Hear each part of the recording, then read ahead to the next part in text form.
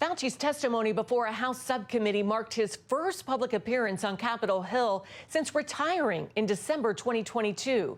He said the COVID lab leak theory isn't a conspiracy and maintained that he kept an open mind about how it occurred.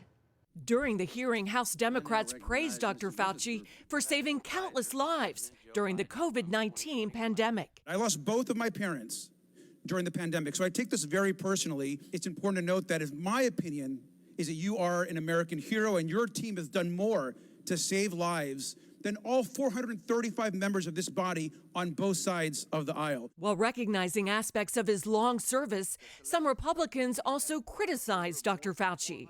Business closures. Early on, when 5,000 people were dying a day, yes. Church closures. Same thing. School closures.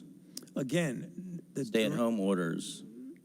These were important when we were trying to stop the tsunami of deaths that were occurring early on. How long you kept them going is debatable. As to the theory that the virus escaped from the Wuhan Institute of Virology, Fauci testified that can't be ruled out. He called allegations of his involvement in trying to cover up its origins completely false.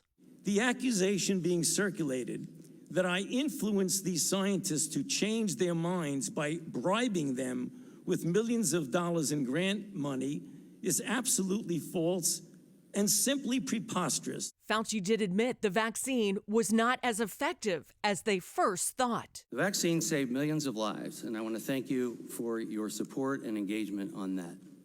However, despite statements to the contrary, it did not stop transmission of the virus. That is a complicated issue because in the beginning, the first iteration of the vaccines did have an effect, not 100%, not a high effect.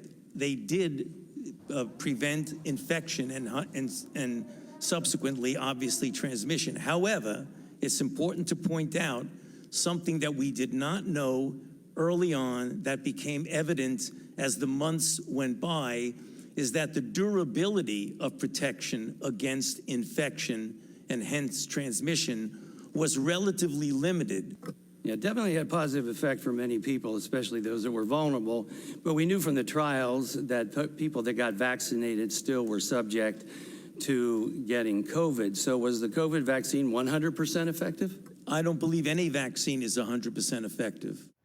Fauci also said more work needs to be done to prepare the U.S. for the next pandemic, including better communication between federal and local officials. Wendy, Griffith, CBN News.